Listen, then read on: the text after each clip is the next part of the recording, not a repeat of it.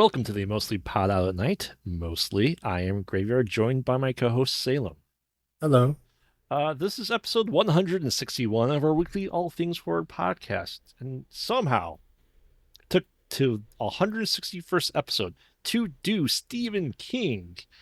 My personal first, I'd say, adult horror writer, because my first horror writer would be R.L. Stine. um, I never got into Goosebumps. I was a fantasy kid.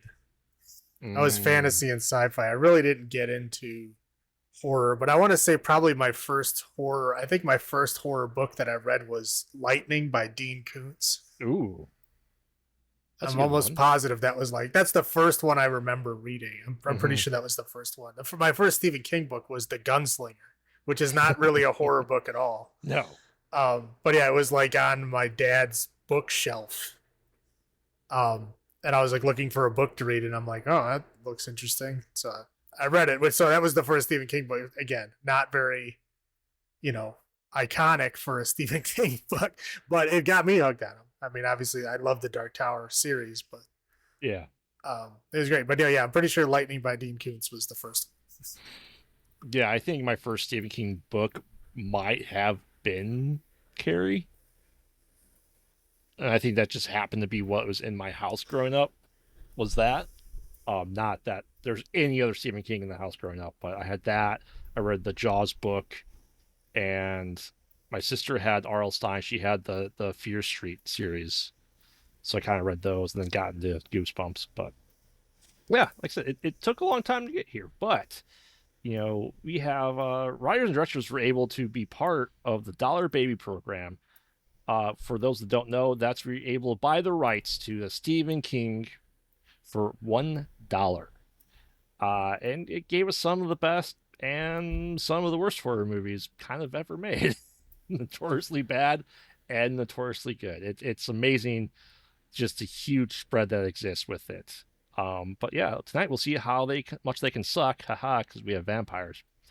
And the reboot, and we play with the monkeys. So we're looking at the original Toby Hooper directed 1979 two-episode miniseries Salem's Lot, which is apostrophe Salem apostrophe S Lot, which is really confusing. Um, Why is that confusing? That's the name of it. I know, but it's like it's never that first apostrophe is like never there anymore. It's only like on the original hardcover book that has it. And then everything else is just called Salem's Lot, which we'll get into in That's kind of just. funny because I've never seen it the other way. I've only seen it with the apostrophe. Hmm, But that's the official title because it's obviously short for Jerusalem's Lot. But correct. Yeah. either way, it would still have an apostrophe S at the end of it. The town is never named Salem's with an S. Yeah. I'm saying, yeah, it's apostrophe Salem apostrophe S is the title. But and then we have the remake that just came out last year, which took many years for it to come out because it was shot during the pandemic and it was like shelved for a couple of years, which came out in 2024. And finally, the newest, besides The Long Walk, adaptation of Stephen King, and that's The Monkey by Osgood Perkins, which came out this year. And you hadn't seen it until this episode, right? Or did you watch it? The monkey? Mm-hmm. No, I haven't seen. Okay. So yeah, so we'll go through it that as usual. Our elves this week are going to be monsters in unexpected places because that's Stephen King. You have monsters everywhere, and you have bullies because you can't have Stephen King book without bullies that you just wanted to beat the living shit out of for being a bully. And yeah, so anyone that hasn't read the book, Salem's Lot, 1979. Let's just go off with this. This is a long ass movie because it's a long book, right? Pretty much the long and short of it is Ben Mears, who lived in the town for like I looked up, it's like only 4 years. Well, So he he, said he was 9 when he left. yes, yeah, it's like 5 to 9. And so he comes back. He is a writer who is trying to figure out a next bestseller for him to do. And he's like, remember this old spooky house, the Marsden house in his town that he lived in briefly, Salem's Lot. And he moves back to the quintessential main town that is, really in every Stephen King book. But this is kind of like one of the first ones that we really have set and get that main town feel. Because there wasn't a lot before this. Because this is like, wasn't this his second book? Yeah, yeah. Yeah, Carrie was the first, and then this was the second. yeah. So this is just him dipping his toes into Published. yes, yeah. So Ben Myers comes back and it kind of starts learning about the town, and there's a lot of gossip, and there's a lot of side characters in this over 3 hour long miniseries that we don't necessarily care about. We have, the Crockett, who's the real estate guy, who is played by Fred Willard in this, just to briefly show up, try to seduce, and well, not try to seduce a housewife and almost gets killed. There, the guy's wife comes back, beats his wife. That's the end of that subplot. Yeah, and they're gone. They Yep, never come back, which is correct. bizarre. Yeah, and the guy was supposed to be handling this crate from Barlow and Marley. Stryker and Marlowe. Striker and Barlow. Yeah, sorry. Um, and he's trying to get this stuff. He's like, "Hey, you get to put this in the basement of the Marsden house. You need 4 guys." So what do? They get two to get this very cold crate into the basement, and they don't know what it is, but they just feel really spookified about the house. And yeah, that's pretty much the end of those guys' subplot. And the one guy is like obsessed with trying to open it. I'm like, dude, like you're paid to deliver a package, and then you're gonna open it. It's like it'd be like if UPS delivered you a box, like, and then opened it on your front porch. Hey, well, if my box is really cold, I'm just like, okay. why would they fucking care? Like, your job is to deliver shit. Why are you like obsessed with opening the box? Mm-hmm. I was very confused by that. But yeah, so that's kind of all going on there. Like I said, Ben Myers is now new to the town and rents a room for rent with a couple of people, and he just the Susan just almost immediately gets enamored with him. They start hanging out and making out and doing all the fun stuff. Well, her boyfriend is depends on which movie you're watching. Is it Ned or is it the other guy? Tippets. And so they're jealous. There's that whole town thing, and then we're introduced to Mark, who is in this one a lot older than he's playing his character. He's supposed to be like 11 or something like that, but the guy's clearly like 16, and he's obsessed with horror things and all that stuff. All what is going on there, Stracker and Barlow are opening up an antique shop from all their wares in Europe, and that's just like this huge town event where the guy literally has like a whole 3 things to sell in his antique shop because it's a TV movie, so their budget's not really high. Well, they Uh, also don't show the whole shop. it's true. And so like Ben's like very wary of them. He's doing research about the Marsden house because there's a guy who is apparently was a pedophile, brought kids there, killed him, and eventually killed himself. And Ben's like, "Oh, I saw his ghost and blew his eyes," blah blah blah.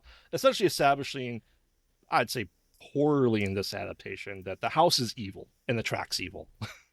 Well, I mean, they basically come out and say it that like, well, Ben Mears himself says it is that the house is evil and it attracts evil things to it.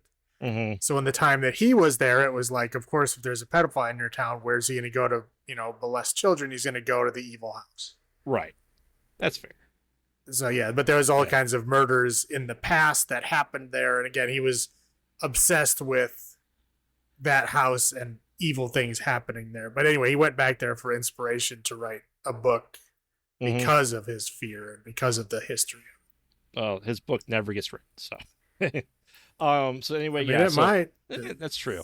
Anyway, there's a couple of kids that are friends with Mark. They're walking back from his house because it's the 70s, and kids roamed wherever they needed to, and like parents like, oh, they left like a while ago. Like it's by like 11 o'clock. They should have been home by now. We see one of the kids get kind of kidnapped by, the I don't want to call him familiar, but the Renfield of the story, if you will, and Striker. yeah, Straker, and we don't really see what happens to him. But anyway, kids start kind of disappearing, and we have, the younger brother going to the window, the older brother, and luring him out. Really drawn out scenes. Eventually, that the other brother gets kind of like sick, and essentially was being fed on by his brother, and this kind of starts the whole process of vampires slowly spreading throughout the lot. Um, really, what more you need to know as far as everything that happens with it. We have the teacher that's it was a Ben's teacher and Mark's teacher. They both love horror. He's trying to help him out, and he kind of figures out that, hey, yeah, a guy that showed up that was supposed to be like one of the guys at the crate eventually got turned, and he doesn't like crosses, and he's sick and dead, blah blah blah. And he realizes the vampires are happening. He ends up having a heart attack in the hospital. Ben gets just gang busted by the Susan's once lover, ex lover, jealous guy. I don't know. Doesn't really matter. So he ends up in the hospital. And all the while, Mark's kind of figured out what's going on there in town. People start disappearing. We have the doctor that's Susan's dad that is figuring all this stuff out. And like, yep, it's vampires. Well, yeah, let's go to the boy's mother because she ended up dying. And look, made cross out of toothpicks, and lo and behold, yeah, put it on her forehead. She gets a cross burned, and she, as most vampires do, just disappear, and things just fall apart, fall around her after she's disappeared. So Mark's figuring all this stuff out. He goes because the priest goes to visit him, try to help him out, and then good old Vamps shows up, kills his parents by just knocking their heads gently together. And Mark vows to kill him in his sleep. Well, he's the super vampire. That's true. That's all it takes. I mean, that's true. He can't even speak in this version, which he can anywhere else. Well, he's Count Orlok. Count Orlok never talked either. That's true. But well, no one talked in his vampire form. Yeah, like no one talked in that movie. But, because it's silent. So anyway, that's going on. They're like, hey, we got to put a stop to this. This is all started because of Barlow and Stryker. So let's go kill him. Eventually they shoot Stryker like 6 times in the chest. He's dead. And before they can really do anything, Susan kind of disappears. Mark's captured. And they eventually have a battle and kill Barlow. And he disappears. And they set the house on fire. But they're like, oh, Susan, oh well, burn, and they burn, and they eventually get caught up with them in Guatemala as they're getting holy water because the vampires from the lot are hunting them down because they killed their master, and it's all being taken care of. And well, one of them finds them, and it's Susan. She's kind of been a vampire it's been like 2 years since they left the lot, and everything burnt down. And she's like, oh, we should be together forever. And no, Ben just kills her, and they're still on the run from vampires. There's a couple other side characters here and there, but they're not really important because they don't really show up. We have Lazy Sheriff, doesn't really do anything. He just goes, yep, this town's fucked. I'm out. Well, I mean, yeah, the vast majority of the characters in this, again, it's a Stephen King story. There's a lot of different characters that that give you little bits and pieces and different angles on the story. And in the book, they're great. When you try to film them without giving them the internal monologues and their histories and everything, it really just comes off as kind of boring. Yes. Because there's a lot of like staring and a lot of like, not much happening, because during this time in the book, there's a lot of internal monologues. There's memories and, right, stuff like that happening. And then the movie, they don't even bother to try to show you that. They just skip over it, and so you get all the boring shit with none of the good stuff. Yeah, because I mean, Stephen King, when he's writing about a town, you feel like essentially the entire population of the town. Oh yeah, because he jumps around to different people, and he gives you the different angles of the town. So different people, the different thoughts, different sides of things, and that's the whole point. Right. And again, in this we really don't get that. We get some backstory explanations, but they're always like, rushed and hurried, and we never see those characters again, so it doesn't matter. I'd say of all non-main characters, maybe the most time we have with one of them all together in 3 hours is maybe 15 minutes, if that. You know what I mean? So well, there's the whole cheating wife thing. There's the whole like Weasel and the fucking boarding house lady. There's so many stories that don't matter. Right. And like in a modern adaptation, you'd cut all that shit out because there's no reason for it to be there. But this is 1979. They're trying to include everything that they can, and it's just it doesn't play well on the screen, at least in this one. Correct. Yeah, and Weasel, as you said, the wino is played by that guy that from those things. Essentially the caretaker in the House of Haunted Hill, bunch of horror stuff, and you have a lot of that in this movie. Like, oh, I know that, I recognize that person from these other things. Couldn't tell you from where, but yeah, you recognize them all. Even like the graveyard caregiver, right? He's like, oh, I recognize him from things. He looks very familiar, but what could you name else that he was in? He was Abner in The Way of the Gun. Oh, okay. I did never say that. So yes, I love that. I love that movie. I've seen it 100 times. So yes, he was Abner in The Way of the Gun. but maybe he's been other horror stuff in the 70s and Oh yeah, 80s. for sure. So, but yeah. So as you said, this is like I said, this is a long movie. Um, I couldn't tell you the first time I watched this. It was probably the 90s. I don't know about you. I honestly don't know. I know I've watched it, but I don't know when it was. It Mm-hmm. was I watched it once and that was it. I didn't need to watch it again. I'm like, yeah, okay, I've seen it. Like I have no desire to watch it again. But it Yeah, wasn't in a 2-part miniseries. It was just a big long movie. So I honestly don't know when that was. because I It was feel like probably in the early 90s. because the mid 90s to late 2000s, we had a renaissance of like Stephen King miniseries. You know what I mean? We had Rose Red, we had The Shining, we had, I think it was still being played a lot. We had Storm of the Century and all that stuff. So I think this kind of went back into all that stuff. I probably watched it then, honestly. But yeah, this is it's if you know this is it's two feature film lengths, but in the movie form. Um, yeah, I don't know if I ever watched the 2004 miniseries with Rob Lowe. I never did. No, I didn't care to. But Um yeah, I mean I watched The Stand with Rob hmm Lowe. yeah, oh yeah, and Molly Ringwald. Right. hmm Uh yeah, and all those and what's her face from Saw. Yes, Yeah. yeah, and the Blob. Yeah, but no, Yeah. I think sometimes Stephen King adaptations need to be the miniseries because it's a lot of material. At least when it's a miniseries, you don't have to watch it all at once. Well, yeah, I mean again, it there's a lot of stuff happening and in order to get the full effect of the story, you need to see it from, not necessarily all, but most of those angles, right? hmm And if you're not getting those, you're missing parts of it. You might not understand what's happening. Yeah, You lose interest. Again, it's the books are fantastic, but trying to put them to the screen sometimes doesn't work. yeah. I'll start with my highlights. Uh, Toby Hooper. I think he did his best with what he had to work with for a TV movie. Um, I don't care if it's Toby Hooper or not. It's not done very well. in my opinion, this is the best adaptation of this story that we've I will gotten say so it's the far. best Stephen King adaptation of 1979. How about that?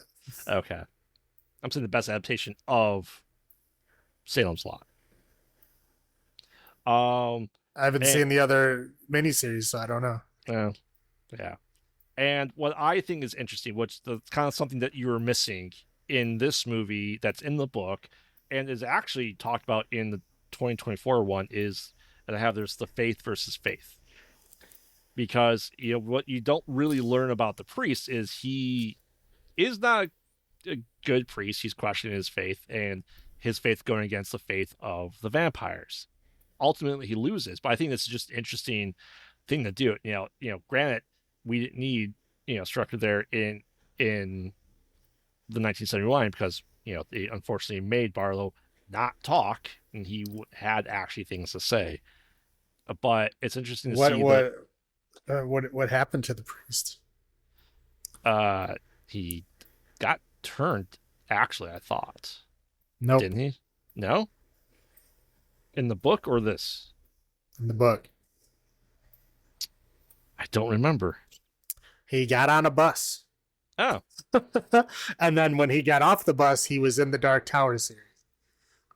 In the last couple of books, he's one of the, like, I don't want to say main characters, but one of like the protagonists in the last couple of books.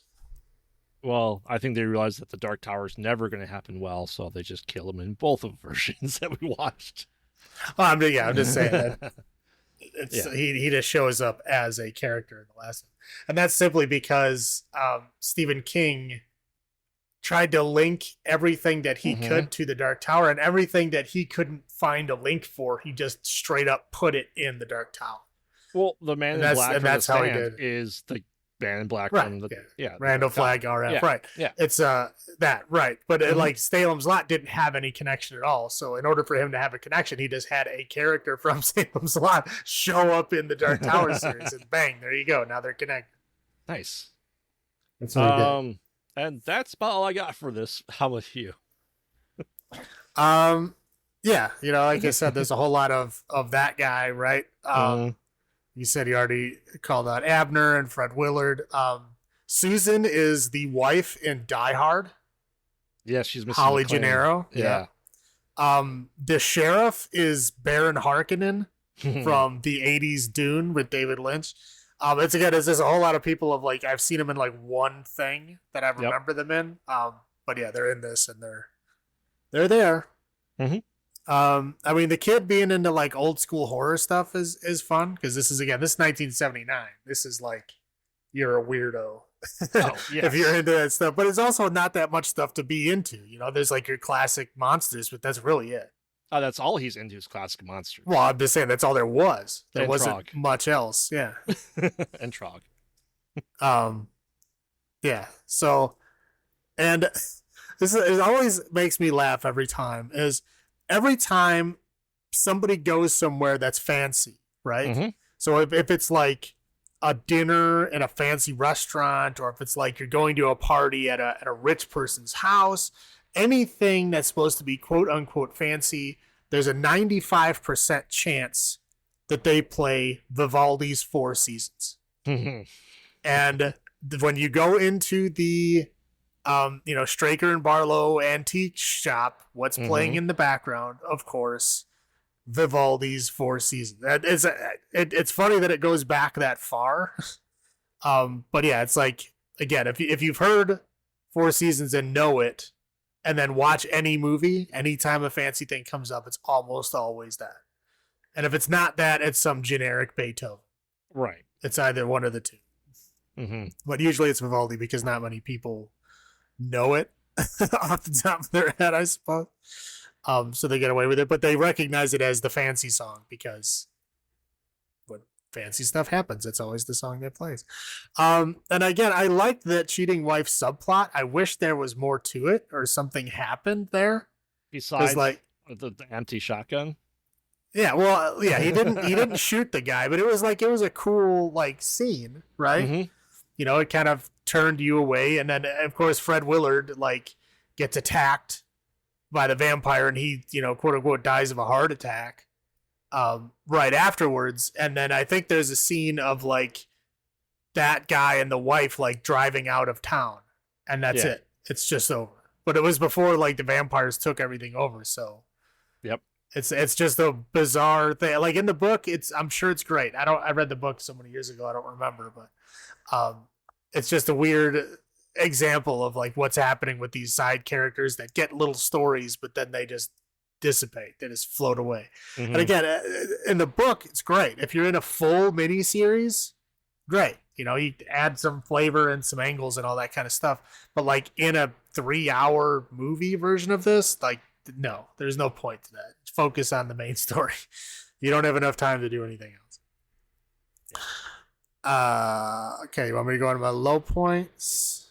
So, I mean, one is it's made for TV, Hmm. right? So that Very ratio, clearly. yeah, it's like 4:3 ratio, and I don't know, it bothers me. I know I watched it as a young, lad all the time, but now it's like nowadays I can't stand it. I feel like I'm missing something. You know what I mean? Like I feel like those black bars on the sides are like hiding something. Yeah. I feel like it's just not enough. I will say the music in this movie is so generic. It is Hmm. like they like pulled it off the stock shelf. It's like there's nothing interesting happening. It's like the same generic trash mood music. It's not great. I mean the FX are not good. The wire work sucks. The blood is like water. It's like purple When there water. is blood, which is like barely any. Right, yeah. It's like they'll have like red paint dribbling down a face, and then it's like if it falls in the ground, it's literally like purple water. It like has no viscosity to it. The fog, like they keep showing the same fog, like coming in, going out, coming in, going out, coming in, going out. There's a bunch of like weird reversed scenes of like the kid biting his neck and then floating away, and they just like reverse it. It's, Yep. I don't know. The effects are terrible. I understand it's made for TV, but it still sucked. Yeah. Yeah, the TV acting is just bad. I mean, it's like a lot of it is like it's at like soap opera level. Yes. Some of the people do great. Some of them are just not good. And it just bothers me. And again, man, this movie just drags on. I mean, there are long periods of time where you're like, what the fuck is the point of this? Why are you making me sit through 15 minutes of this? There's like nobody gives a shit. Like they're trying to sell up this big love story between like Susan and Ben, and it's like kind of sort of pointless. Like you can get across like, okay, he's courting her, they're into each other, like got it. Yep. Like all those other scenes didn't add anything to that. You know what I mean? In a full miniseries, if this would have been multiple episodes where they're getting to know each other, okay. But it's like, this is only a 3-hour movie, dude. Like, focus. Stop with all these like bullshit scenes that have nothing to do with it. And then when they're like in the house at the end, man, the mold that's like all over the walls in there, just gross. Just bothered me. I was like, what is going on? Yeah. That's all I got. All right. Yeah. There's never a sign in the town that says Salem's Lot. Yes, it's Jerusalem's Lot, but this movie goes, you know what? We can't have that. We'll just call it Salem's Lot. No cross off part of it. Like that's a big part. Like you don't understand where Salem's Lot comes from without that part. Of course, the dog. The dog had just locked in the cemetery and gets killed. For dog. I couldn't figure out what the guy was saying dog's name was. It's not like he was saying Slayer, but I don't know. I have no idea. I gotta say, for this being Maine, Ben, he is such a sweaty guy. He is always sweaty the entire movie. Well, it might be summer in Maine. Maybe. We talk about the kid, Mark being involved with horror and parents like grow out of it. Like that's I hate that because I was told the same thing. Whatever. They don't like being told that. And I said I think this hurts being a TV movie. As you said, if it's done a regular miniseries, would have been better. It's stupidly long, like difficult long. Like holy crap, I forgot how long this was. Yeah, I'm okay with long, but yeah, like give me some meat. It's like it's a whole lot of bones and tendons and no meat. Yes, and you're charged a lot of money for right. Yeah. And in my head, Toby Hooper was so disenfranchised with this vampire thing he did that he made Life Force. and the exact opposite of what he did. And to fight it, he made the main like female character naked for like an hour and a half of a 2-hour movie. Yes. I fully believe he was so upset with this version and tamed down the stuff that he had to do with this movie that he made Life Force.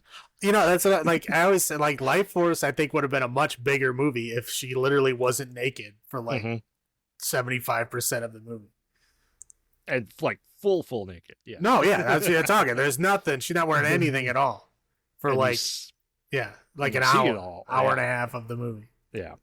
By sight, so maybe we have to think this thing for Life Force. I don't know. That's just in my head canon at this point. So who knows? And like the guy who's drinking, I'm like, it looked like a 12-pack of beer, and he was still pretty coherent. I know he's a big guy, but holy crap! Well, you know what, man? I mean, I've seen alcoholics power through like 3 cases in a night. Yeah, and it looked like Budweiser, so that it was Budweiser. I'm just saying, like. If you're like a long-term drinker, like, yeah, those people will put away a lot in a night. Yeah. Yeah. So that's all I have. Like I said, our olives this week are monsters in unexpected places. So Salem, how many monsters do you find in unexpected places? Um, I don't like hate this movie, but it's not a movie I want to watch again. I watched it one time and it Mm-hmm. took me, I don't know, fucking 20 30 years. something years to watch it again. Like I wasn't looking forward to it. Like, cause again, I forgot it was 3 hours long and I looked and I'm like, oh fuck, 3 hours. Like I remember this wasn't that good. I don't want to spend 3 hours on it. Yeah. So, 5.25. hmm Yeah, this is like I said, I was watching it and then watching it, and like the wife left and went away for like a couple hours. She's back. She's like, "What are you watching now?" The same thing. What? The Yeah. same. It's way too long. Yeah, yeah, and like every hour, just like I had to stop at like every hour and just like break and do something else to get my mind off of it. Um, it's you have to watch it once. I think read the book, watch it, and you should be good. So I agree. Yeah, it's going to say about 5.5 monsters unexpected places for this. It's not the worst adaptation ever made from Stephen King, but still pretty bad. There's a lot I haven't seen, so I can't really judge that. I went through the when I was reading through the Stephen King stuff in starting the early 2000s to like 2010. I'd read the book and then watch what went with it. So I went through and I watched all that stuff up to that point. Yeah, I tried So, that until I got to like Carrie, which is like the first book, and then there was like how many mm. Carrie fucking movies by that point, and I'm like, nah, I There's don't, I Carrie. don't There's the care. TV Carrie. There's Carrie 2, Rage Unleashed, or whatever that was. Right. Then Rage. there's the first remake with, um, fuck, I don't even remember who the first one was. I know the second one was with Chloe Grace Moretz or whatever her hmm name is. I don't remember the Yeah. other remake. It was somebody else. Yeah, it was. But yeah, not good. But yeah, I know I watched all that stuff then. All right. So Salem, take us through your lot of 2024. Um, okay, I'm not. I mean, there's not a lot added to it. There is a lot taken away. I mean, there's a lot added to the second half. Well, the whole like I don't want to Third say the whole third act, but the whole second half of the third act is like completely off the rails.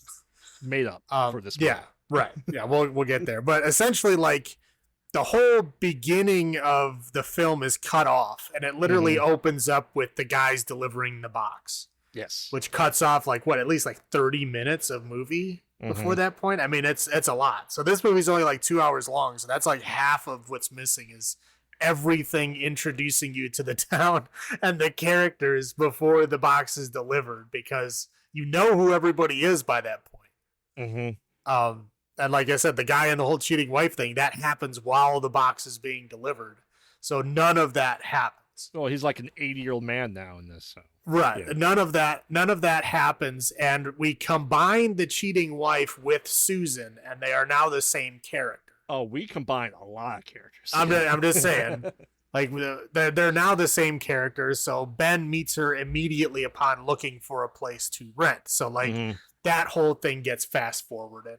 Again, really, you're just taking things away. Yeah.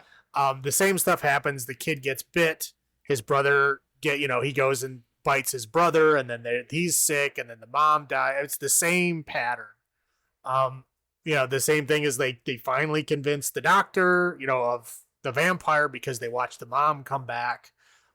He's like trying to court Susan, and like again, it's a modernized love affair, so like they're already boning, right? Oh yeah. Yeah, and they get caught by the boarding house lady. Yeah, we get even less of Weasel in this movie. He's mentioned by name, but like I don't know if you ever like see him. No, we get very less of the jealous boyfriend other than the back of the ride of the truck, and he's just gone. Right? Yeah, it's like there's so many things that are mentioned, but Mhm. like in the original in the 1979 one, we get like a whole 5-minute scene out of it, and this one it's like they mention it and they're just done. Yep. Like that's it. Like there was a whole bunch in the original movie about like Weasel watching Straker and reporting back on what's going on and like all this other kind of shit. All that stuff is cut out. Um, so Straker, I guess it's the same kind of thing. He, opens up the store, um, and then, I mean, essentially everything else is the same. I'm trying to think of like what's different.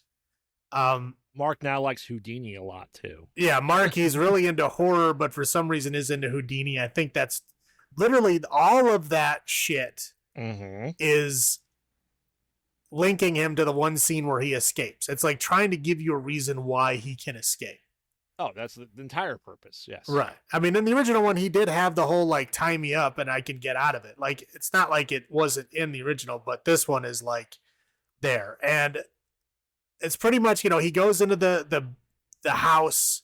Like Susan gets kidnapped in the house and everything is about the same. And then Mark escapes the house, kind of like, waving at Ben on his way out, and Ben just like follows him out, like doesn't bother going in. Oh, and he kills freaking the Renfield too. Like it Right. ruined the first escape. Yeah. Well, Mark does. Yeah. Mark does. Yeah. Mark does everything. Like I said, yeah, that's the most annoying thing is like Mark in this movie is supposed to be like, I don't know, fucking 9 years old. Mm-hmm. Or whatever, and he's like the hero of the film. Like he does everything. He kills Stryker. He like again, the whole second half of the third act is instead of going to the house. And I was pissed off about it. I'll just talk about it now. Yeah. The whole point of the book and even the point of the original film is Ben comes back because this house has like evil vibes in it, right? Mm-hmm. And they talk a lot about how all these evil things happen in the house because the house is evil and it attracts more evil to it, right? That's like this whole Straker and Marlowe, like evil. They're evil creatures and they get attracted to this place and they lure people in and more evil happens in the house. Mm-hmm. And then when we get to the third act of this movie, it's just the house is done. Yep. Like as soon as Mark escapes the house is completely cut out of the story at that point. Does Ben even go to the house in this version? He does. He gets to the front door, and then Mark runs out, and he just follows Mark. Right. So he never even goes into the damn house at all to burn it down or anything. Yeah. Nope. He doesn't do that at all. And then they go back to the town. Mark like tells him what's going on, and then they have the idea of like, oh, the whole town used to love to go to the drive-in, so all the people drove their cars to the drive-in, and they're using the trunks as their vampire coffins. I'm pretty sure, including Barlow. Right. Well, he gets a van. Yeah. He gets the delivery van, but and he's got his coffin inside the van, so at least he's got his coffin. But why would he leave the house? It doesn't make any sense to me. No. It makes no sense why he would leave the house. They have a perfect house to be a vampire in, and he like goes to the fucking drive-in. It's bizarre. Yep. And anyway, like in the 70s, they didn't have internal releases on the trunk. All their keys were in their trunks too. Right. Or no, the keys were in the ignition. Right, but they could get in the trunk, but they can't get out. Right. Like the fucking back seat didn't go down. There was no internal release because I remember like the internal releases being a big thing happening when I was in high school, I think. Mid 90s to right. late 90s, yeah. And that was like, hey, look, we put this handle, so if you get trapped in the trunk, you pull the handle and it'll open. Yeah. Like until that point, you were just stuck in the trunk. Mm-hmm. So like in this movie, they should have just left the vampires in the cars. They couldn't have got out. Yeah. That's what I was thinking. I'm like, why bother opening them? Like the van, I get. Like, he could open his coffin and get out of the delivery van because it had knobs and everything. Mm-hmm. All right, sorry, handles, knobs, whatever. But yeah, all the rest of the vampires in the car, no point. I don't know how the hell they got out of them. Again, it's just something that people like. Those were actual 70s cars. Yes. For a fucking fact, they closed somebody in that fucking trunk and they couldn't get out. Mm-hmm. And instead of going, hey, maybe we should change this script because it doesn't make sense. Nope. Let's just keep going with this stupid bullshit the writer made. Yes. and don't do anything about it. But yeah, they're like house, insert drive-in. Right. Boom. Yeah. Yeah. It's like they cut out the whole heart of the story being the house, and just the whole third act is just nothing to do with the house, and they're in drive-in for some reason. And then like, the sun is coming up, but it's blocked by the drive-in scene, and then Mark fucking knows how to drive a car. and knows how to drive a car well enough to knock out all the supports on the giant drive-in screen so that it falls down and the sun burns all the vampires. Mhm. Just fucking, it's stupid. It's not good. And then there's like a big struggle of fucking Barlow. Um, it's stupid, and they eventually kill Barlow, and he has to kill Susan right there. Yep. Instead of like, and the whole like side story of them having to like run through like South America or whatever, trying to get away from them, like that Gone. whole, it's not there at all. Like they managed to kill all the vampires at the end of the movie. Except not all of them, because they still said it's still gonna be after us. Yes, but like that's the whole end, like prologue of the book. Right. Yeah. So the whole prologue and the whole epilogue of the book is them Yeah. being on the run for years, and Mm-hmm. they finally, and they have to keep running away. And like this, like, I don't know, I want to say Americanized, but it's been American since the beginning.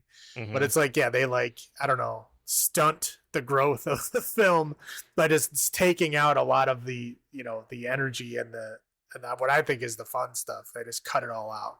Yes. Um, I don't think there's anything else No.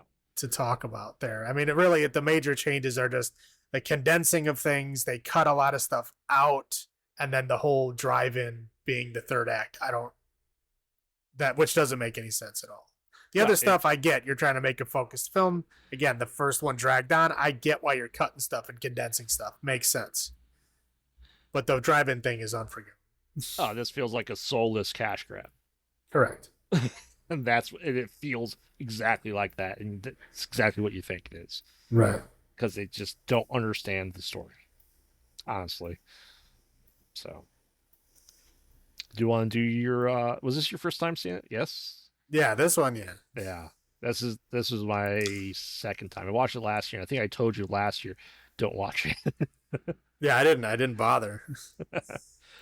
Oh man. So what were your highlights then for this? Um, I did like the intro credits.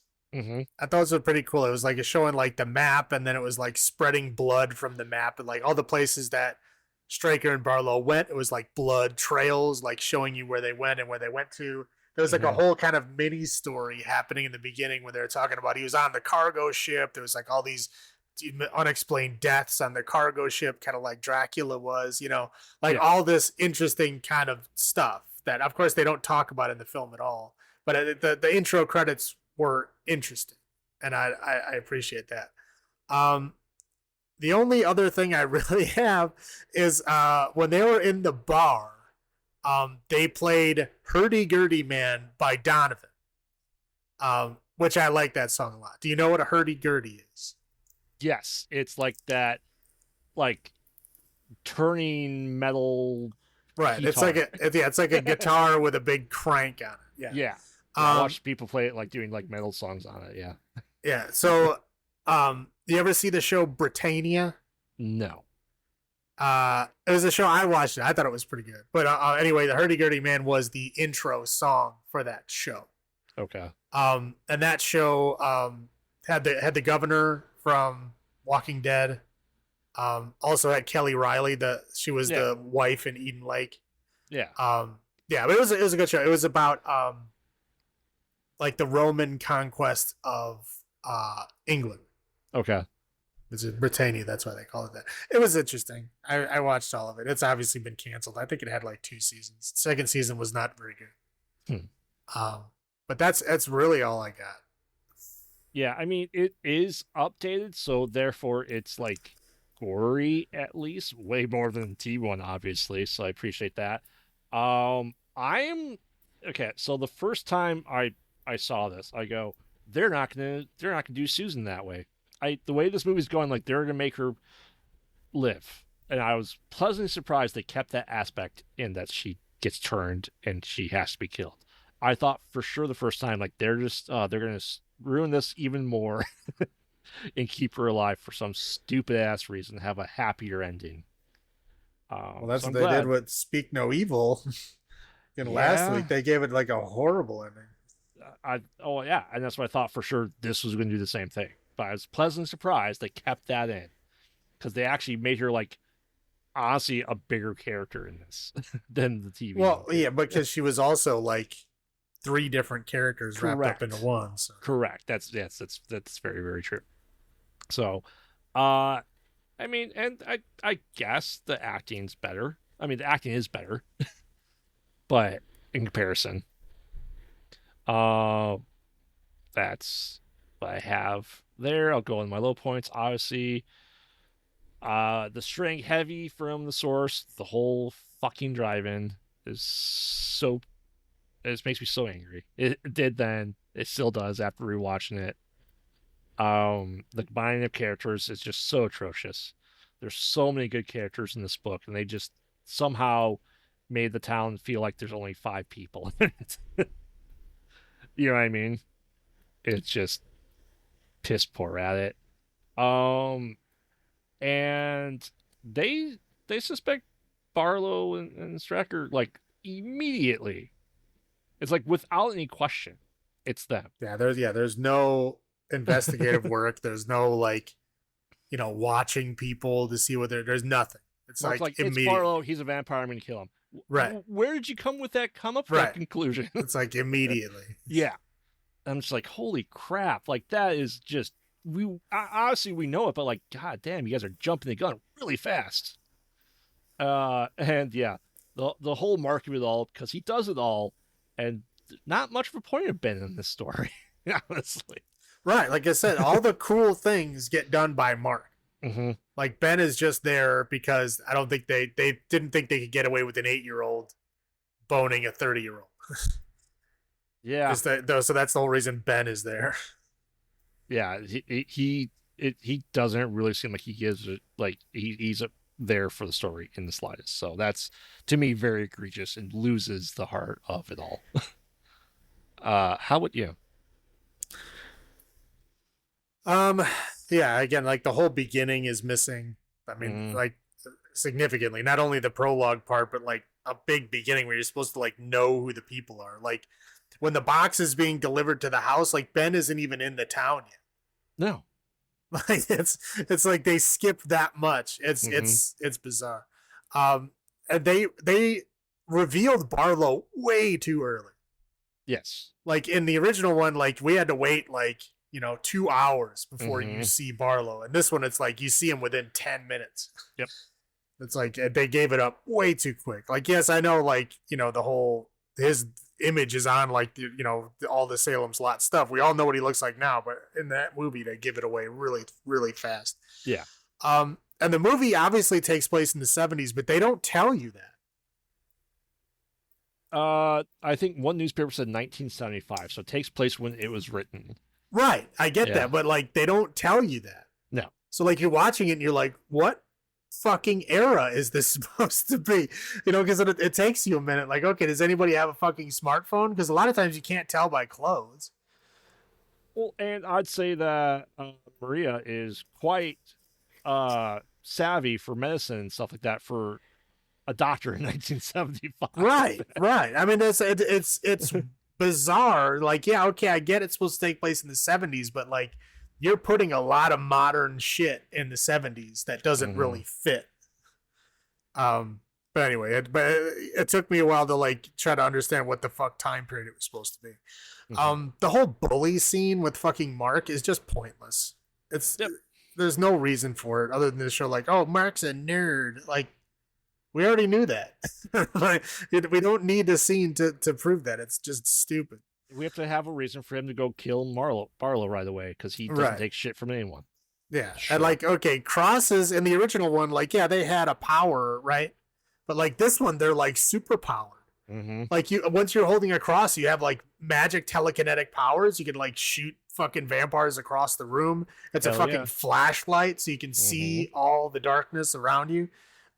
Yeah, like you basically have like force powers like while you're holding a fucking cross and a vampire is near you.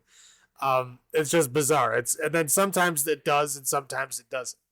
Like even people who have like said earlier they don't really have any faith, they're doing it fine, and the fucking priest is like his fails him because he lost his faith or whatever. Like I'm pretty sure these other people don't have any to begin with. Well, okay, and that's kind of the whole point of vampires and the whole point of the cross. It's not the item itself, it's the faith behind it.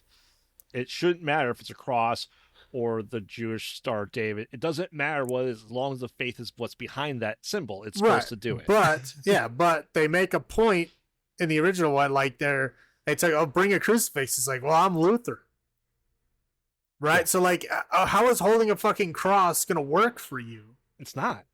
It's I don't know. That's all over the place with this shit. I don't understand it. But whatever. It's even worse in this movie. Yes. I mean, yeah, characters are just missing for like long periods of time. Like Mark, tries to fight the vampire and then gets like kidnapped or whatever. And he's gone for like 30 minutes. Mm-hmm. Like we don't get anything with him for like 30 minutes, and we get a lot of boring shit in between. It's just weird. I mean, there's a lot of people that are killed just to up the body count. Like in the original one, the sheriff just left, and this one he comes back as a dead body just to get thrown. The church room. Right. Yeah. I mean, there's a whole bunch of like nameless vampires in the graveyard. There's a whole bunch of like nameless vampires in the drive-in. Like they're just there to fucking show body on the count. roofs of the houses. Right. Yeah. It's like they're just there to show body count. There's no reason for them to actually be there. It's just stupid. Mm-hmm. I already talked about the dumbass Market being a superhero in the fucking film, and like I said, the only thing that I think Ben is there for is the romance Susan, because they don't think they can get away with an 8-year-old boning a 30-year-old woman. Yep. I bet you it was in the original script though. Yeah, but again, like the whole drive-in, and they forgot about the whole fucking house. It's like that's the whole point of the story. Yeah, I mean the whole Straker Barlow fucking movie screen ending. Basically, the whole Act 3 is just garbage. Yeah. Yep. That's all I got. Yeah, so I'll go first with Monsters on Unexpected Places. I honestly think this is worse than the 1979. I don't think that's in question. I mean, the 1979, it's boring in places, but at least it's not, making up its own shit, right? Correct. It's at least it's what's there is faithful to the book. It doesn't have everything that the book has. Right. But at least it tries to stay faithful to the book. The second one doesn't. Yeah. It's just which is fine if it's good and you do it the right way. That's fine. Make it work in a movie medium. I understand that books sometimes don't translate well, as we saw with the first adaptation. But this one is just like, why did you rewrite the whole third act? Yeah. Like the house is the point of the film. Like whoever wrote this doesn't understand the point of the book. Like I don't even know if they read the fucking book. Right. And I don't know if I've ever talked to anyone about this movie that hasn't read the book. And maybe to people that don't know the book, this movie's great. We're not them, unfortunately. Well, yeah, that's the thing. Like, I've read the book, I've seen the original, and then I've seen this. It really feels like the person who wrote this saw the first one and tried to like make a better, shorter, more powerful version of it. I don't think they read the book because I don't think they get the point of the book. They're just literally making a copy of the original film. Yeah. So it's not a new adaptation of the book. It's basically a reboot of the fucking movie, the 3-hour made for TV film. That's what it feels like. Right. Right. That all being said, I think this is probably, if it wasn't for Lewis Pullman, it'd be worse. I'd say 2.5 Monsters on Unexpected Places. How about you? I mean, yeah, it's probably around there. 2. We'll say 2. Just because, I mean, there's some good things there, but like that Act 3 loses so many points. Just again, they missed the whole point of the book and the first movie. It's an egregious adaptation, I would say. It's entirely possible the guy just watched Return to Salem's Lot and the Rob Lowe one. I don't know. I never saw the Rob Lowe one, so I can't tell you if it's good or not. But all right, finally we have The Monkey, which is a pretty damn short story, if I recall correctly. Yeah, because I had read it a long time ago. And I can tell you right now, this movie is not close to the short story. No, there's a lot more to it. Oh yeah, because it's like Children of the Corn. It's a short story. Yeah, we have like 13 fucking movies of that. So, but yeah, The Monkey, essentially we're introduced to twin brothers who, the older brother is, Bill is a dick to his 3-minute younger brother. They have okay, it's like the mom loves him, but Bill is just a dickwad to everyone. Their dad finds this old organ grinder monkey that plays the drums, and it's essentially Final Destination's everything when you turn the key on the back. Hal is the guy we were following. He is trying to he wants to kill his brother Bill, and instead the mom has like an aneurysm and dies. And so like, oh, this isn't good, and they of course blame everything there. They go with like uh to live with the aunt uncle. He turns the key again, and well, then their uncle dies. Like, okay, we gotta bury this thing. We can't kill it. We tried chopping it up. Let's throw it into the well. And then fast forward, this is like 1999. Fast forward, literally like 26 years, 25 years, and we're back with Hal now as an adult. They're just working as like a cashier. Is it me, or did they go from the uncle dying in the hunting accident right to the scene of the ant falling through the stairs? Yep. But there's like 26 years in between, and they like didn't explain that. No. Like you find out later, like when they tell him like, oh, you Mm-hmm. got to go get the stuff from your aunt. Like, okay, well he's older now. It must have been, but like those two scenes just go into each other, and Yeah. they don't tell you that it's 25 years apart or whatever. They don't even make it look like the ant aged at all. Right? Yeah, Yeah. It essentially, was yeah, just like, well, when did this happen? but yeah, she found this and it's herself to get her, face lit on fire, and then think, oh, that she's gonna die that way. No, she runs into like a post and gets impaled. Cool. So we're learning all this stuff. We find out that Hal has a once a year visit with his son because he's afraid of the monkey and doesn't want anyone to be close to him that he loves, so he distances himself. He's taking his son for a trip, and Elijah Wood's trying to adopt him, and that's the end of Elijah Wood's scene. And so he's trying to figure out, goes back to the town and gets a call from his brother, like, hey, we gotta get, did you find the monkey?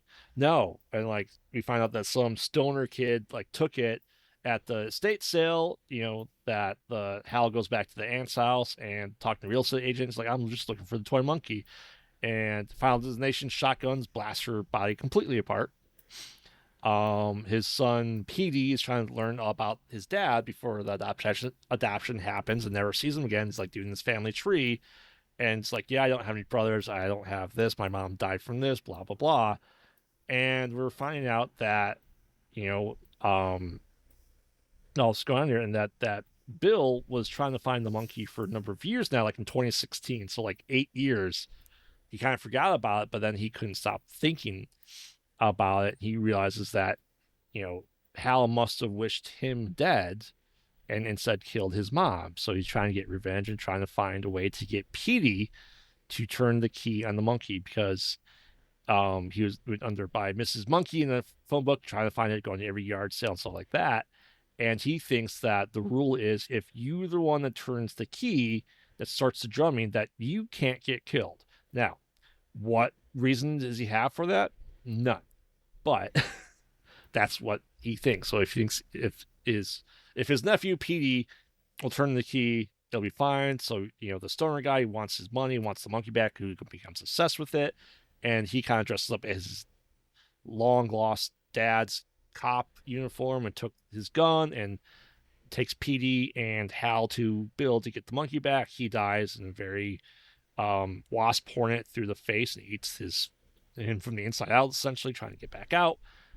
Petey goes in there and meets his uncle, who kind of explains everything to him. He turns the key initially. That's how the stoner kid gets killed. And Hal eventually goes in there. He's like, hey, I know you want all this stuff, but you can't keep doing this. This monkey's evil. I just got to take it. We got to protect everyone. And Bill's like, well, you killed my mother. And he's like, well, I was my mom too. He's like, oh shit, I didn't think of it that way. You guys are on a road trip or something? That'd be cool. And then the final drumstick goes down and the bowling ball comes and smashes Bill's head in. And they're like, oh no. And he kept turning it. And they're driving away, Petey and Hal, and seemingly the entire world has been reaped. And they see a pale horse killing everyone. It's death. End of movie. I don't think I missed many big things in there, did I? No, I figured that the guy at the end was like the the like the resident of the monkey, Mm. and like they finally released him from the monkey is what I got. But I Yeah, mean, either way, it doesn't matter. there's a lot of theories out there, but people are saying they caused the apocalypse because planes were falling from the sky, all that stuff. But Yeah, no, that makes sense. I just when I was watching it, that's what I assumed that like death was in the monkey yeah, and they freed him. well, it's essentially it. I think the metaphor is supposed to be is that they're so afraid of death because they talk about death comes for everyone, and it's true. But this now opened his eyes that people do die in freak accidents. It does happen, and now his eyes are kind of more open to the stuff that does happen instead of being sheltered from it and running from it his entire life. Right. That's the metaphor I took from it. I don't know if anyone's really said that. Other people said, yeah, the apocalypse happened, but whatever. But I like your theory too. It's fine. I don't know. I don't. Maybe I just wasn't paying enough attention. Well, it's open to interpretation because that's not how the short story ends No. at all. Essentially, like his cat dies, his friend dies, and he puts the monkey in the bottom of the lake, and the drum goes down, and all the fish around him die. That's how the short story ends. There's no Bill or anything like that. There is a son, Petey, but that's about it. It's a very, very, very different movie from the book. I know this is your first time seeing it. This is my second time seeing it, and I know we rag on things for not being faithful to it, but this expands on it pretty well and goes like a little bit farther and darker with it. Did we need the whole twin subplot? We needed some sort of antagonist besides the monkey, right? So I think yeah, I think guess so. I think it holds true to the essence of the story, but just expands upon. It's been a while since I read the short story, though. What was your first thoughts on this? Yeah, no, I mean, I was glad it wasn't Salem's Lot. Because honestly, like, I was like, oh, this is at least a better interpretation than Salem's Lot. And again, with these short stories, yeah, you're gonna make a movie out of it. Of course, you gotta add shit. Like you're not gonna be faithful to a couple of page story with an hour and a half long film. It's like you're gonna have to add something. Right. So yeah, no, I think it did it well. It was fun. It had comedy to it. It had tragedy to it. It was, I think they did a pretty good job all around. Yeah, I wasn't upset about it. Yeah, it was the Boogeyman that we watched. That was like the short story was just like David's character in the beginning, the psychiatrist. Was that the Boogeyman? Yeah, Yeah. yeah, I think so. Yeah, we talked about it. Was that with if you hear move the flame to the left bullshit? Yeah. Right. Yeah. But yeah, I'll kind of go with my highlights first. It's I think the weirdness of it all works well. I think Osgood Perkins did good. I think they made everyone unsettling and weird and awkward, and I think every character played it really well. Yeah, I do like that he does that. Like his characters, nobody is like good. I mean, there's some that are better than others, but like everybody is kind of an asshole in a different way. Right. And I think it makes the characters more like believable. Not necessarily like likable, but believable. Like even when they're it's comedy and you're making fun of them for doing the weird thing, but it still feels like nobody is fucking perfect. There's a lot of these movies, like fucking Mark from Salem's Lot is like fucking perfect in everything. And yeah, it's like everybody's fucked up.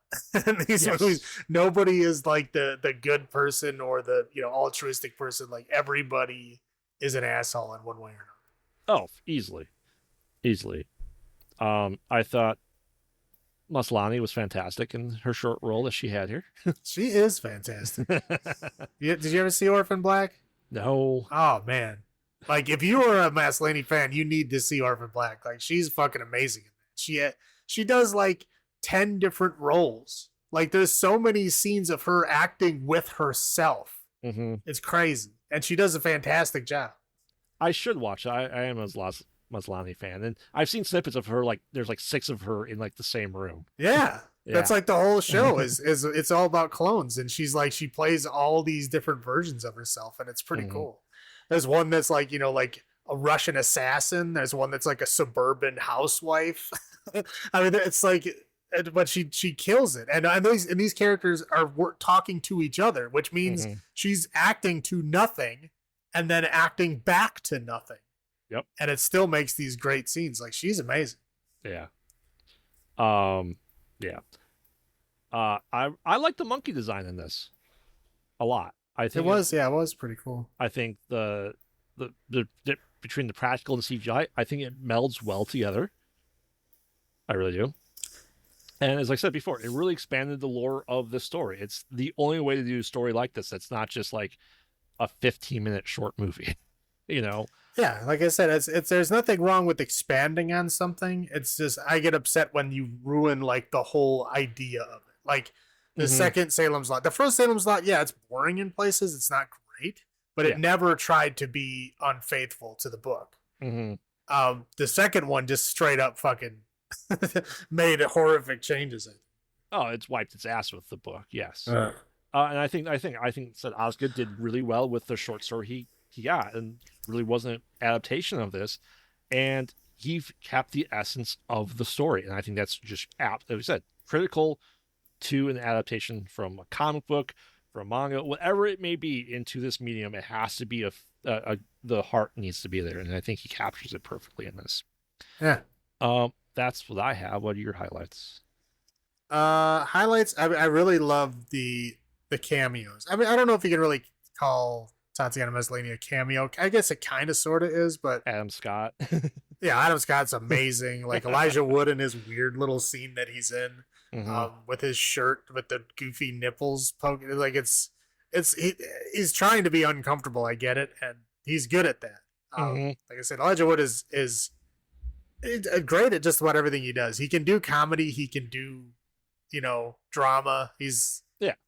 cool guy. Anyway, but yeah, it was fun seeing those guys in there. I think the stoner priest is a character you don't see very often, right? It was like a young kid priest that was like doing a whole lot of like, so like, yeah.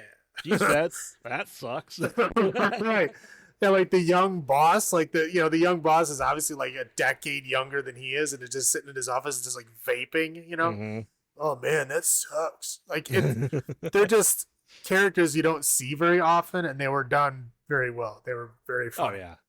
And again, like I said, like everybody in this movie is kind of an asshole in their own way. Hmm. Like both brothers are assholes. Obviously, one is kind of more of an asshole, but like you find out why he's doing it, and it kind of sort of makes sense. And the other guy just an asshole because he's like, pushing everybody away from him because he's scared of this fucking monkey that he hasn't seen in 25 years. Right. It's like, dude, you can't, fuck up everybody else's life because you're scared of this monkey. Like, Yeah. if you see the monkey, yes, obviously get worried, but Yep.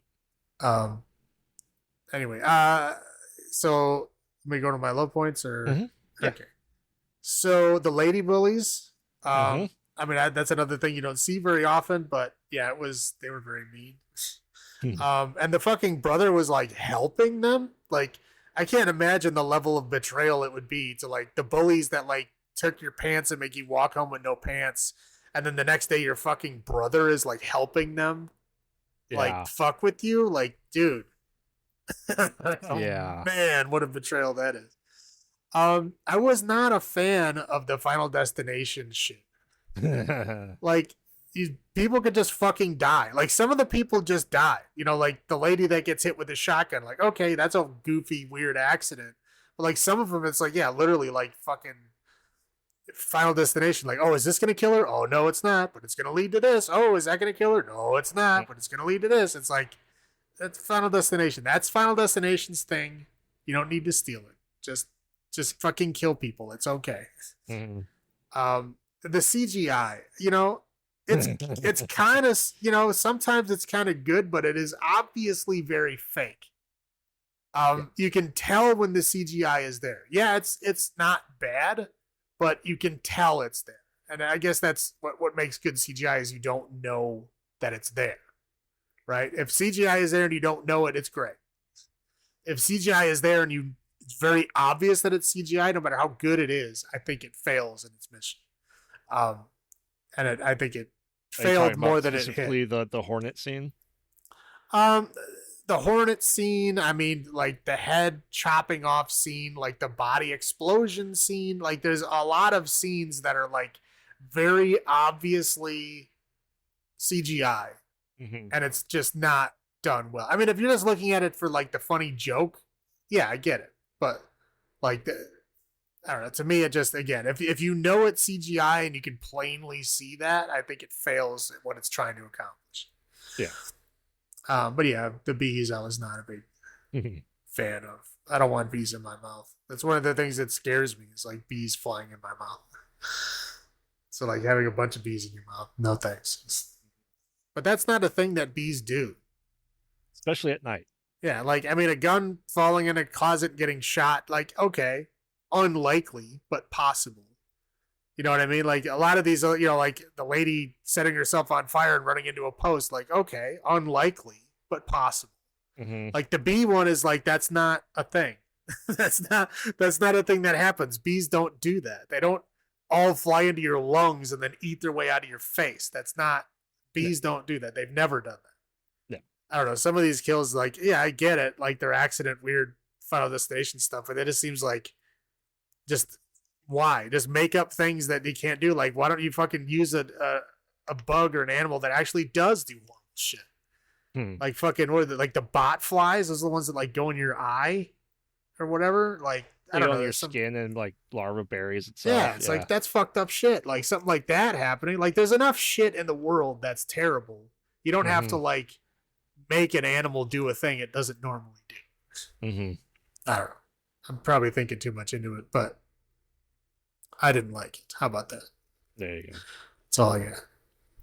Yeah, I mean, yeah, there are some goofy scenes there, like the uncle getting trampled by like a herd of horses. Yeah, it's unlikely, but I guess it could happen. But yeah, but that was like at least that scene was like practical, right? It was like ground beef being pulled out of the thing. Like that looked good.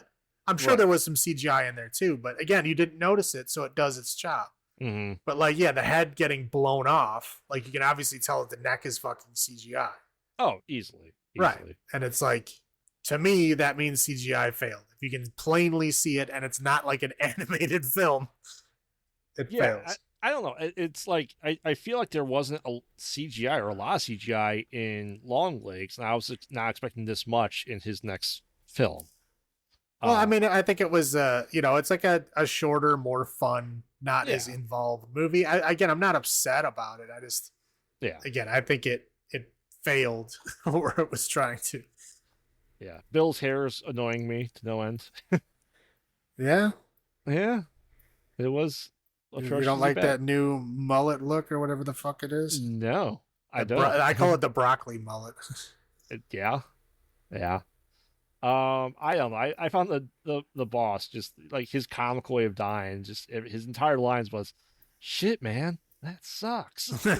Right. You have a kid? Oh shit, man, that sucks. It's like, I mean, like what? Yeah. I just found that just a tad annoying.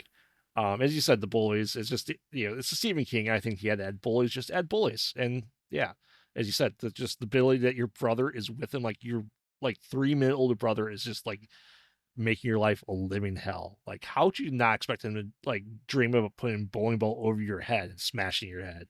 Right. Bullying sucks. Never do it. That's about all I have though. So, Salem, how many unexpected monsters did you find in unexpected places out of 10?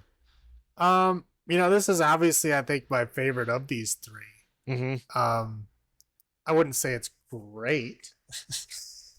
I'll give it like a 6.75.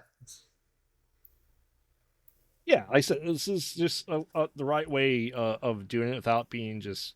I said the boogeyman was just awful attempt at that. Yeah, if it wasn't for Sophie Thatcher, I would have just. There's nothing redeeming about that film. No, But I do like her a lot, and I thought she did a good job in it. But other than that, that movie was terrible. yeah. Like I said, and at least Osgood made an attempt to make something good. It shows that you can do short stories and make something good out of them. I always thought that the original Children of the Corn was a fantastic expansion of the story, and it holds true to the plot. And Well, like The Mist, the movie, right, it yeah, actually did better than the mm-hmm. story because the ending is even more fucked up. Oh, for sure. Stephen King is like, I wish I thought of that. Right? He's like, this is a much better ending than I had. Yeah, so it kind of shows what you're able to do with it. And from what I'm hearing, The Long Walk is great. From what I'm hearing, Is it? I haven't really heard yeah. anything, but I So, do really want to see it because, like I said, that was my favorite of the Bachman books, so I'm excited. mhm. Yeah. So I mean, I think this maybe we're getting into people that are caring about the movie franchise. I hope. Did I care for it chapter 2? No. Uh, but it's what it Yeah, is. yeah. So, The first one was so good, mhm. and then the second one it just like they just like fell off. I don't know what Yep. the fuck happened. Did we reviewed it right? Didn't we? I No. thought we did. No. No. All right. We didn't. I guess I just watched it and talked to you about it. It felt Yeah, we like it. did. All right. Yeah. I know I didn't like the adult cast of that, so I think that's part of my problem. But this movie, as I said, shows that short stories can be adapted and expanded upon, and still hold true to the heart and the mentality of the story. Is this the greatest movie of all time? No. Is this a good, stupid, dark comedy, horror comedy? I think so. I think it's up there. It's on the upper echelon of them that exist. So I will give this 7.5 monsters in unexpected places. I said the Stephen King stuff, especially as we go more through these and we watch stuff you haven't seen next year, you are going to see that there's a lot of shit out there. Oh There's yeah, a I know. lot. I mean, I always hear like whenever there's one that pops up, I always hear about it. Whether I watch it or not is another thing. It's like if a Philip K. Dick adaptation comes up, I always watch it. Mm-hmm. Most of the time, it sucks, but like I have to watch it. It just those stories, like the original stories, are great, and I like to see what they do with them because his writing is so fucking weird and out there that it's interesting to see how people try to like translate it. Yeah, I think the only, besides the Long Walk, I think the only Stephen King adaptation I have not seen was Cell. I started watching it and I thought, Oh, I thought you were thinking of like The Cell. I'm like, no, what? Like the Jennifer Lopez movie? no, But no, I know you're talking about Cell with the phones. yeah, because I love that book, and I was watching the first 15 minutes of the movie. And go, this is garbage. And I turned it off and refused to I watch know. it. I recently watched it. Did we watch it for this, or did I just watch it on my own? We did not watch it for this. You said I We just watched also it on haven't my own. watched The Cell, which we should anyway too. Yeah, The Cell. What? Yeah, Vincent D'Onofrio and Mhm. I think it's the only movie I can stand Jennifer Lopez in. And the comic, come on.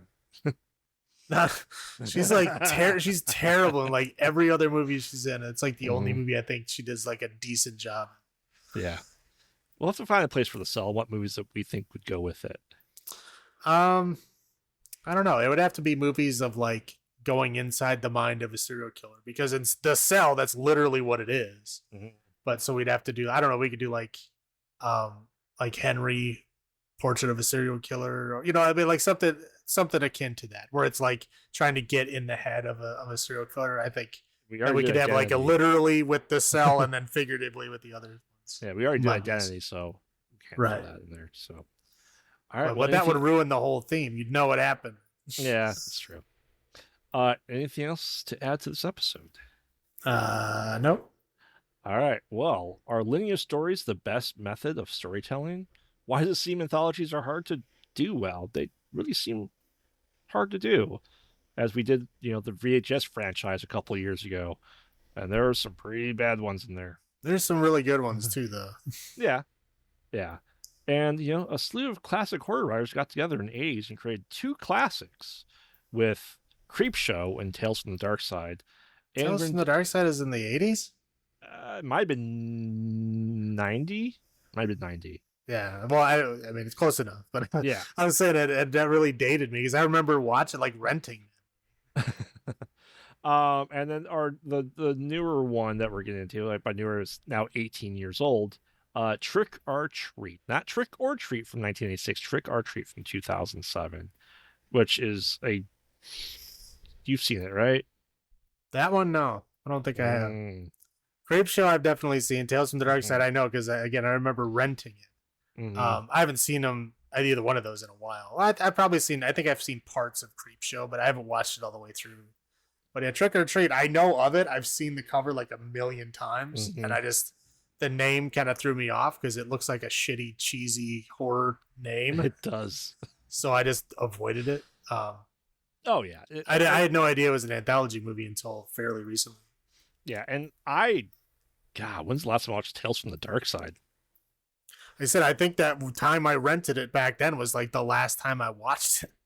Yeah, I know I watched Creep Show.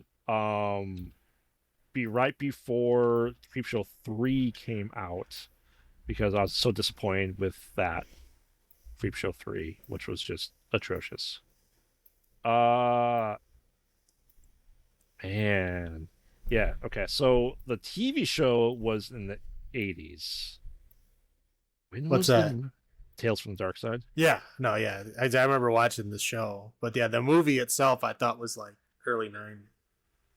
Man, when was that? Yeah, we'll figure that out. But yeah, I'm excited to get into it. So 1990. Okay. Yeah.